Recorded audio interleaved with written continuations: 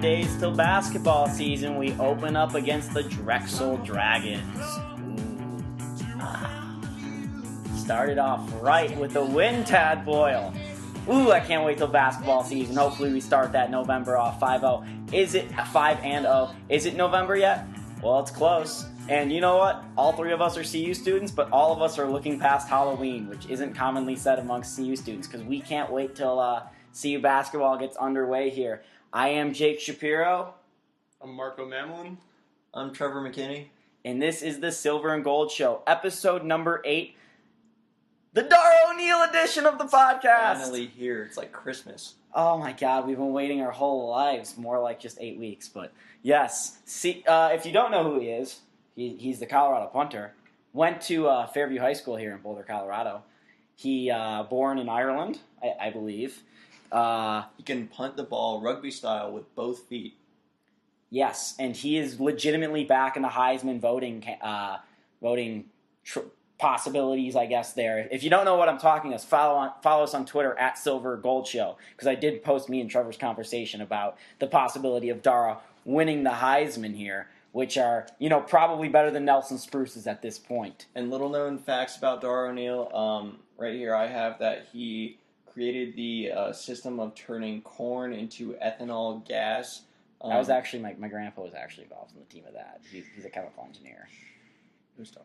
I think my grandpa did that. I don't know. It was Darragh. Also, helped create yoga pants, so shout out to Darragh for that. The Lululemon type that all the girls around see. Of course, and pink. Pink, too. Oh.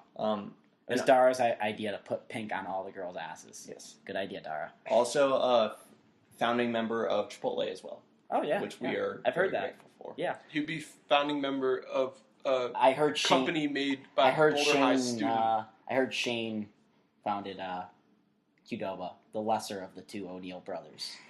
But he plays professional soccer, so I guess he's more. This is a tangent we are getting off to. Anyway.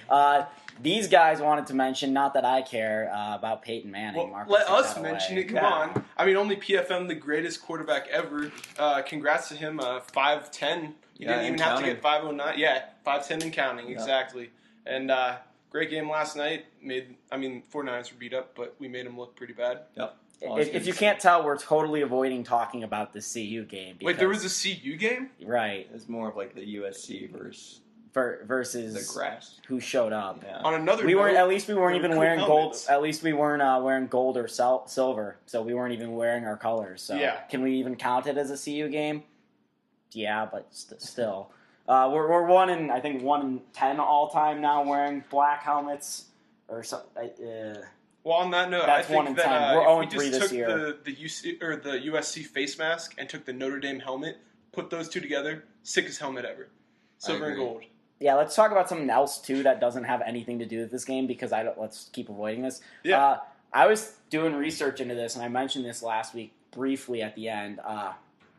Best college fight songs, and I know where Trevor's going to go with this, being a Springs boy. Because I do love that Air Force fight song, right? What do you think? Number 1 fight song, top 3 fight songs in college football or college sports. I actually don't like Air Force. You don't like Off We Go into the wild blue yonder? If you've ever been in the Air Force Academy, you can totally tell. It's so manufactured. Okay, my top 3, Texas. Yes. Texas fight. That's just automatically number 1. Okay. We're non-Colorado. You don't have to waste a spot in Colorado because we would okay. all name Colorado number 1. All right, the U is number 2. Okay. And then, number 3. Cal? Damn USC. We're watching the Colorado volleyball game right now. I have a little crush on Nicole Edelman, and Trevor likes the Simpson sisters, so... I've never even heard Cal's fight song. And they're playing Cal. We'll just go Cal as my number 3. Okay. Marco, can you name 3 college fight songs, and what 3 would they be if they were your top ones? I'm just remembering from when I played NCAA football back a couple years ago. Yes. That Florida, I hate to say it, but USC. Go Gators! Do-do-do-do. Go Gators! Do-do-do-do. I love that, too. And Notre Dame isn't. I want to change my 3rd one to Michigan. Okay. That's actually a real Hail to the Victors, one of the most classic fight songs. That may be my number 2, actually, above Miami. All right, so Texas. Michigan. Take out Cal. Texas, Michigan, Miami, and then Cal. Okay. So my runner-up for my top three, because this can't be a top three because it's not an official fight song, is the Stanford band, who claims themselves as the world's largest rock band, okay? Which is hilarious in its own sense. They refuse to play any song more than once, except for All Right Now, which is one of the most classic songs of the throwback hits, if you want to think about it. And they play it more than once, so that's their de facto fight song. They play it 3 times a game. And it's hilarious that these nerdy band kids are playing All Right Now. Anyways, my top three, Rock Chalk, I can't put Rock Chalk in there because it's not a fight song, but they did sing it during World War I as a way of telling people where they were, as they told people who was the home run champ. It's Babe Ruth. But they did sing one fight song in World War I, and this was Texas A&M's fight song. They did sing that during World War I. That's one of my top three. Number 2, I brought this up because USC. Mm-hmm. USC is great. And then I was going to go Notre Dame, being a Chicago kid, but then I remembered On Wisconsin. And On Wisconsin is awesome, too. Let's go into the recap of this game. Yeah, let's do our job. We don't get paid, so we can do whatever we want. We lost in the first quarter, at least 28-0, and then I think everyone turned off except for Marco, who actually turned on the game. Yeah, I had fallen asleep to start the game. he missed all the good parts for USC. So, yeah. And I got to see some good play from Jordan Gerke. I'm not going to. Wait, is it Jordan? Well, yeah, Jordan Gerke. Yeah, we'll talk about Jordan Gerke. Just strike that. Okay, strike it. It was a little. I thought it was pretty funny. Yeah, I'll strike. Well. How your dad's a clerk or what is? No, my dad's a jury commissioner. Jury commissioner, so he knows how to strike things from the record. That is not what he does, but I don't know. He knows better than I do. Oh, this has been this podcast has been terrible so far. Anybody can. Oh my god! To strike that from the record. Yeah. Oh. All right, we lost 56-28. We're not starting over.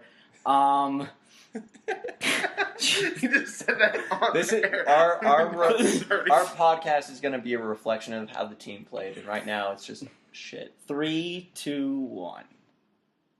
And then Lou Holtz starts talking. Oh, can we play that? Yes, we'll play that on the podcast. He sounded pretty good the other day when I heard him speak. He sounded like he was cognitive, which was kind of interesting for a change. I think it's like resurrection. Like he's being puppeteered. Yeah. If you're a Dan Patrick fan like me, and I showed it to these guys a few weeks ago, so it's ironic that this came up. But there's this old Dan Patrick video from a few years back where he's imitating Lou Holtz to Skip Holtz, Lou Holtz's son, who was the coach at ECU at the time. And he's talking about William and Mary, and he goes to Skip Holtz, "They put their pants on the same way we do. Bill and Mary ain't better than us." It's the funniest thing. I can't do a Lou Holtz video voice, but here's we anticipated. They will get to talk a whole lot more at halftime. I promise. Well, I don't get rain man cold, but they're counting down 7-6-5. One more time. One more time. Is that not being done? I don't get rain man cold, but they're counting down 7-6-5. Look at Mark May. Look at Mark May. Look at Mark May. They will get to talk a whole lot more at halftime. I promise. Well, I don't get rain man, but they're counting down 7-6-5. Go watch that video. It is on Deadspin. All right, let's start the podcast now. Oh my god. Buffs drop in LA 56-28. If they wouldn't have let up 28 straight points, they would have tied the game. Yeah, they would have. They fought for the last 3 quarters. Colorado is now 2-18-1 in California, their main spot for recruiting. They have 55 players on the team from California, so who knows how they're getting these recruits because they do not win in California. USC is now have a combined score of 332-99 with a 9-0 record versus Colorado. Something I heard, and I think this is a really good point.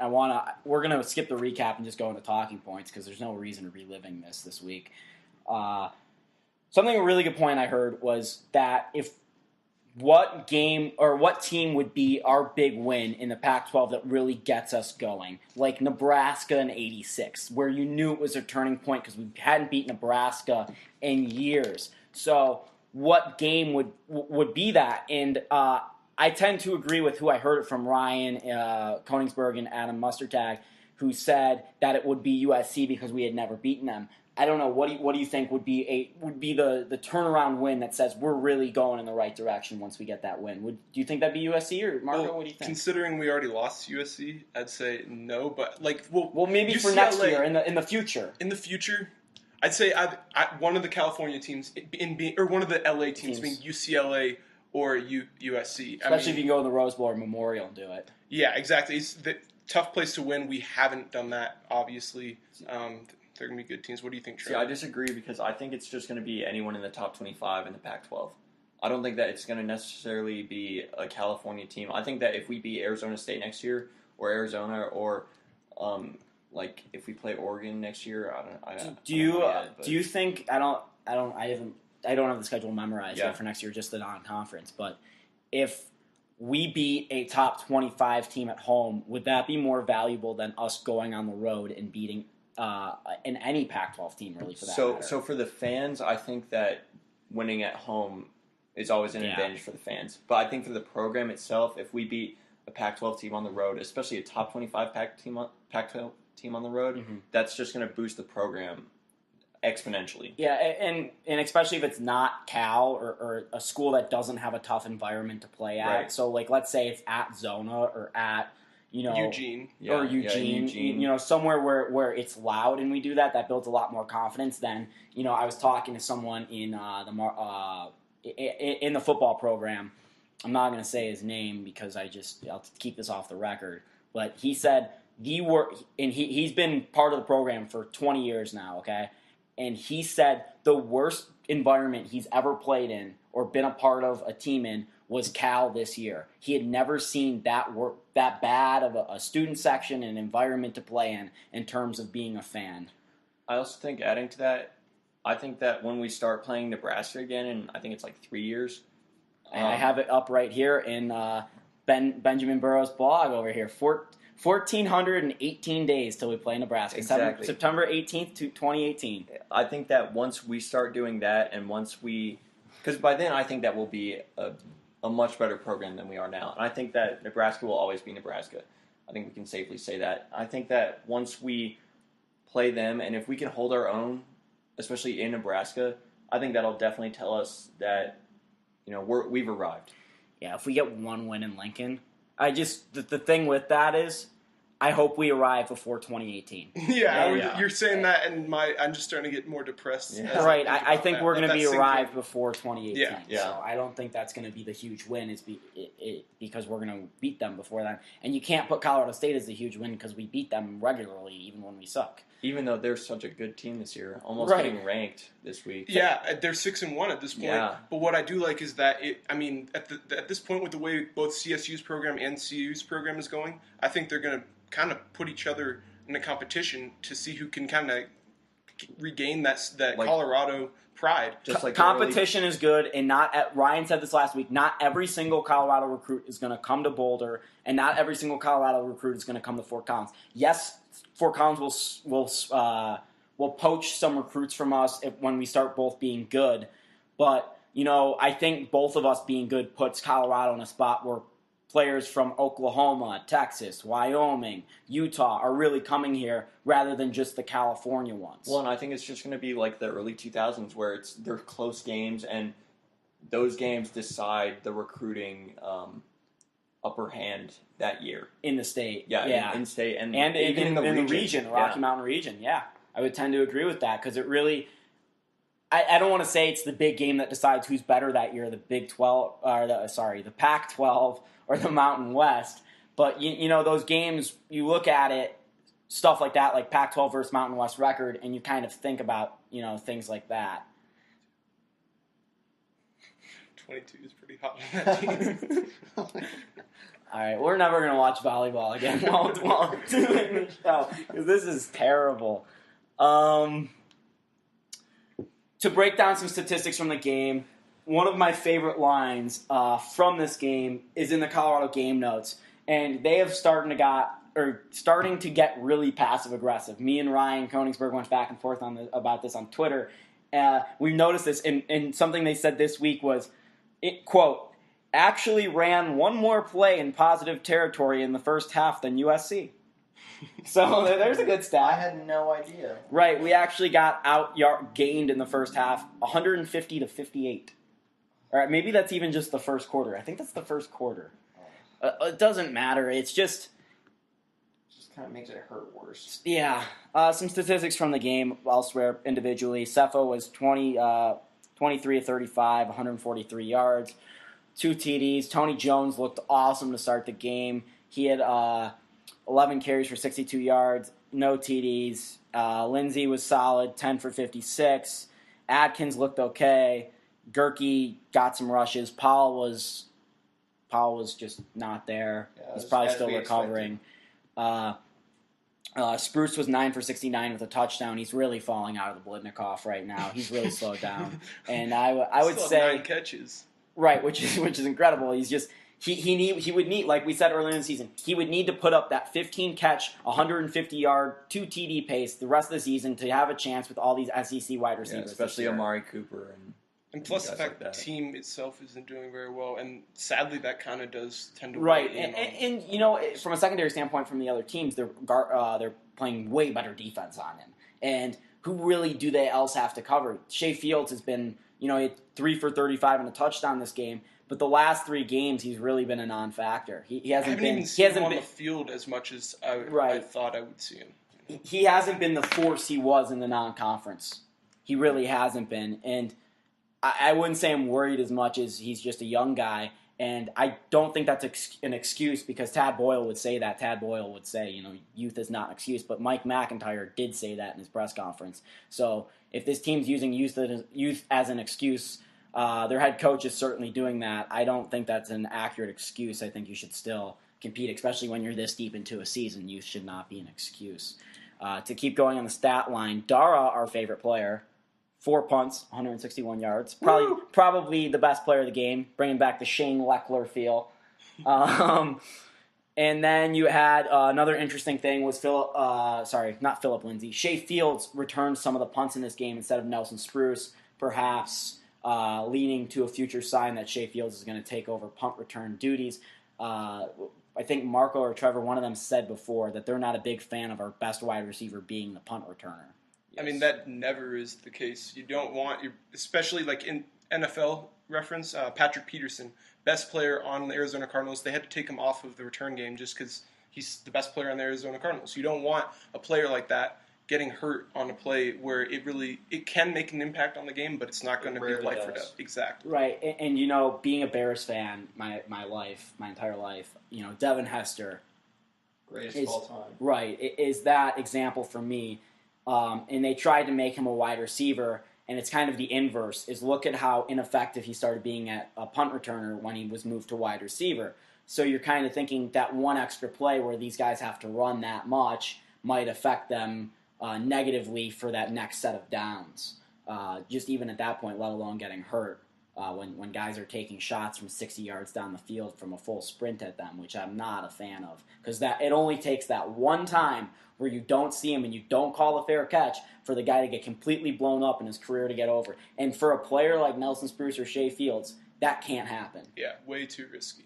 I think the NFL is starting to do now, which maybe they will start doing in college as well, is just having specialists that return the ball. And they don't do anything else. In college it would be more likely to do it because they have so many more players on their roster. Right, but they're not as developed. Right, especially, with us not getting the recruits. And, we were talking about USC this week and talking about how they don't have that many scholarships. And Marco brought up the point about how Jordan Gerke looked really good. He was playing against nobody on that USC defense because they don't have that many scholarships. So he was playing against a few walk-ons there. So I wouldn't really read into that much, but we'll follow up with that point in a second. The next point I wanted to get into was the Christian Paul, Addison Gillum point, because we were talking about whether the bye week came at a good time or not. Addison Gillum had 4 tackles in this game. Once again, another guy who's a non-factor. Both of these guys had concussions during the last game we played 2 weeks ago. And the other story was we also had a lot of momentum 2 weeks ago building. So we had that rest period, and it kind of killed the momentum in a sense, but it also got these guys rest. What do you think? Did the bye week come at a good time, or did it not? And what are the reasons for both of those things? I mean, going into the bye week, I thought it couldn't have come at a more perfect time. And, for the reasons being that we were beat up, we'd fought a lot of hard games. We deserved a little rest, a little mental rest to be able to bounce back. But, I mean, coming out of it, it was pretty apparent, and a lot of the players even said this, that they came out slow, and they kind of gave this one away. I mean, obviously, USC is a very tough team. We were probably going to lose the game anyway. But we just bent over. Not at the like beginning of the that. game. Exactly. I think it's funny how we're talking about momentum when we're still not that great of a team, and like how we lost the momentum when I don't even think we really had it. Like, I didn't even consider momentum a thing going into the bye week. I was pretty just excited that we were going to get our players back and we'd get some rest and hopefully get to scheme against USC in like the upcoming schedule. But I think the momentum argument kind of is reaching for an excuse, in my opinion. Or looking too much for a positive. Yeah. But you know what? You might be right, realistically, but the team was thinking the same way as me and Marco, because after the game, Nelson Spruce said, we thought we were taking all the right steps in the last two games, but maybe the bye week hurt us, and we got too relaxed and made too many mistakes. What are you relaxing about? You've won 2 football games this year halfway through. This game made them not bowl eligible, I think. This was, the game that clinched that, right? I don't know. And not that we were going to make a bowl anyways, but that's something always in the players' back of their minds. So what are you relaxing about? There's nothing to relax about. This team... We're not Aaron Rodgers and the Packers. Right. Yeah. Good reference. So, the bye week, for whatever it is, next year when we're supposedly having our big coming out year, we don't have a bye week. We have 13 straight weeks of football. So I think next week that's serious. We have 13 straight weeks of football next year. Isn't there a lot of times where you get 2 bye weeks? We have 2 bye weeks this year. We have a bye week after the Washington game coming up here. Man, that's like that's tough for us next year. Right, we're talking about maybe how the bye week was bad. Next year, we're going to be talking about how much we need a bye week. Yeah, and we're going to talk about how it's just snowballing from injury to injury, and how guys are stepping up from third in the depth chart and hopefully playing their balls off, but that's just not... We don't even have a chance for a bye week next year, so that's going to kind of hurt us, I think, because not only do we have to win 6 games to get in a bowl game, we're going to have to win 7 because you have to be over 500 or 500 unless you get a waiver, because UCLA did that a few years ago, if I remember correctly. But there was a couple weird circumstances with that thing. We'll talk about UCLA in a second here.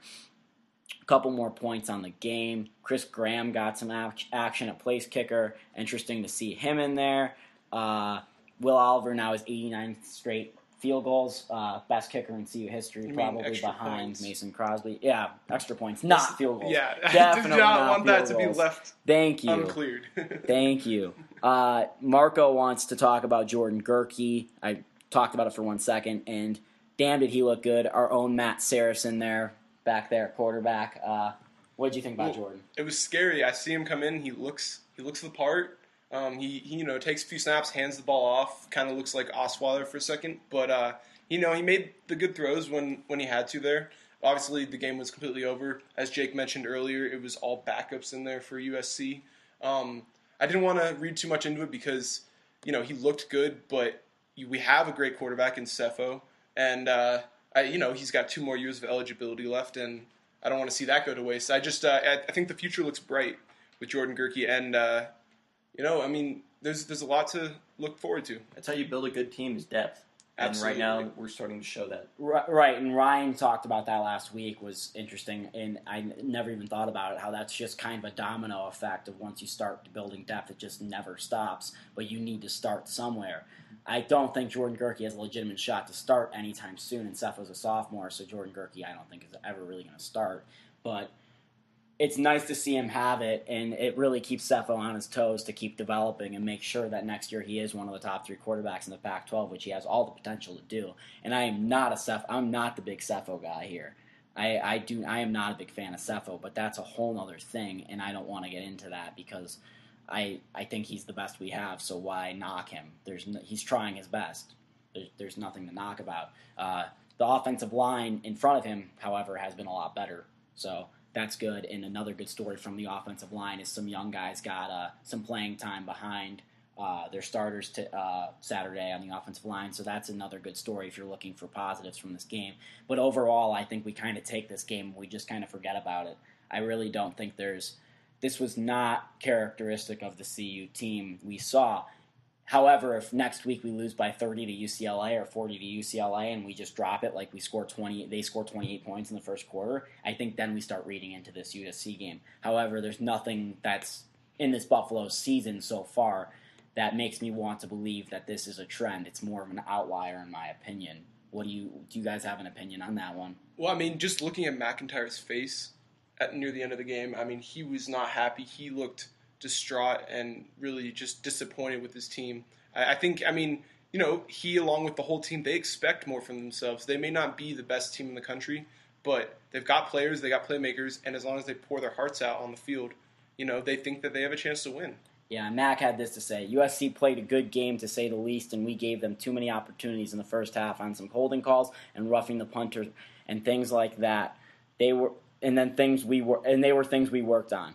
And we need to do a better job coaching them, and they need to do a better job listening on what they're supposed to do. These were huge plays in the game. We weren't even rushing the kicker. We were just ensuring it. We got to do a better job on getting that across to our young man. And I think that's a really good point, is they've had some real problems with penalties this year. And that Donovan Lee penalty he's talking about going into the punter, he did get kind of pushed, but Pac-12 refs, you don't put yourself in a position with the Pac-12 refs to get anything called against you because they're beyond words of how bad they are. Yeah. That face of that USC Arizona official a few weeks ago kind of describes them, if you know what I'm talking about. So that they just need to do a better job on penalties there in total. But let's get into next week because I'm sick of talking about this. The other Los Angeles team comes to town, UCLA, the Bruins. Homecoming game. It's interesting because we scheduled UCLA, arguably the best team going into this year in the Pac-12 South, in our conference. Game. Right, like who does that?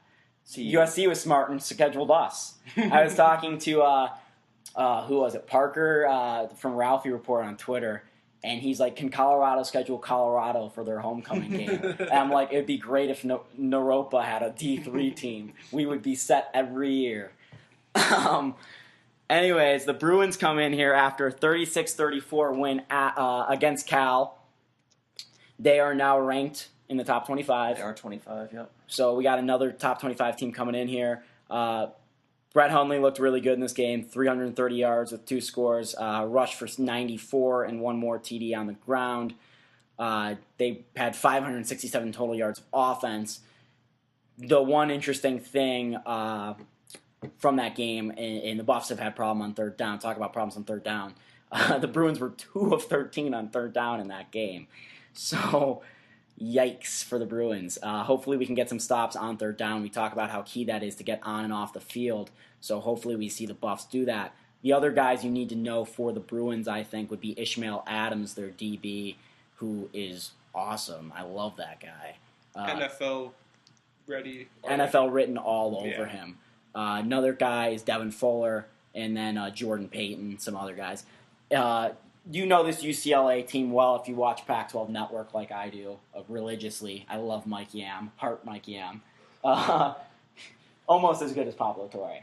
Almost. Because we were talking about Pablo Torre earlier. Anyways, they have The Drive this year, which is a behind-the-scenes look at UCLA football. And that's one of my favorite shows. Or they're all kind of my favorite shows, just an inside look at those guys. And I haven't even mentioned this ever on the podcast, but I run the student section too. So that's some really good shit-talking material right there for the Bruins this week. Jordan Payton's fashion sense they've mentioned on The Drive. Eldridge Massington being afraid of cliff jumping. Some interesting things there. Another guy I forgot to mention was Miles Jack, who's a really good linebacker. So some things to look forward to for next week. That'll be right after the CU basketball scrimmage. Trevor, Marco, predictions, opinions on next week. What do you got? I guess I'm just looking for competition. We got to bounce back, and I'm expecting a loss. I think we all are. So if we bounce back well enough to where we can keep it kind of competitive, I think that's a positive. Yeah, I was optimistic last week. Thought we'd hang in the game a little more than we did. So considering I think UCLA is a better team than USC, I don't think it looks very good for us at all. Yeah, I'm here, and I'm telling you, stop putting money on the spreads, man. I'm done with that. The Pac-12 spreads are killing me. Next week, I hope we compete for homecoming. A lot of alumni in town, and I hope not to embarrass ourselves. I hope no one embarrasses ourselves because we're on the boat of saying we want Mike McIntyre here, and the alumni have a huge pull. And if the alumni don't like Mike McIntyre, and that's totally plausible after this game, if we get blown out after 2 straight blowouts and only winning 2 games this year, all that crap, the alumni is not going to like Mike McIntyre much. So I really hope that we put up a good showing and impress the alumni a bit here and not have them talking crap about their own school and saying we're a basketball school, even though we are at this point. So we got score predictions, which is just stupid in the Pac-12 because there's no predicting this. There's no science to this. I don't want to say as far as I'll give you a burrito of your choice if you get the score right because I don't have that kind of money to spend. Are you kidding me? You'll never win. Yeah, I guess none of us are ever going to win the burrito. But I like that. I like that pool. Whoever gets the score right. All right, so Trevor, you got here. What's your score? I got UCLA 49, CU 21. It's going to be like the same as this week where we score all our points in the second half. And Jordan Gerke gets some time. I don't think Jordan Gerke gets time. I think Cepho stays in, but I think it's going to be like 35-0 going to halftime, something like that. So. All right. Well, I guess I'm going to sound a little more optimistic here then. Why? Your score is way different. My score is way different, but I think that the Buffs are going to bring it in the first, very early in the game. I think they're going to maybe score first, and then it's all going to be downhill from there. I think the Buffs are going to lose 56-27. I actually really like that prediction. I don't know how many Will Oliver field goals I'm going to predict because I feel like because he won't make any. Because he won't make any, but they will be attempted, unless we start going for it on 4th down or and getting pair. Extra point, close. Yeah, we should do an extra point tracker for the record, the all-time record of NCAA. I don't think he'll get there because we're not going to score enough points. We got to check. I don't know what it is. All right, well we'll have that for you next week. Yeah, because we know you're going to be looking forward to that. Right, yeah. Just as you were looking forward to the fight song rankings this week. Stupid. I will go with this.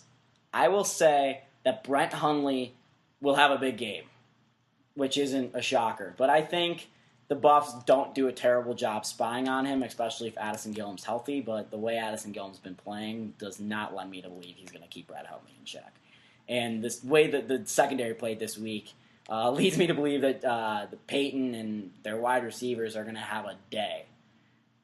So I'm gonna don't call me crazy here because I don't want to sound crazy and I'm not negative. I'm just realistic. I've got a lot. Say it. I've got 63. Okay. They're gonna hang 63 on the Buffs. I think we're gonna go with 17.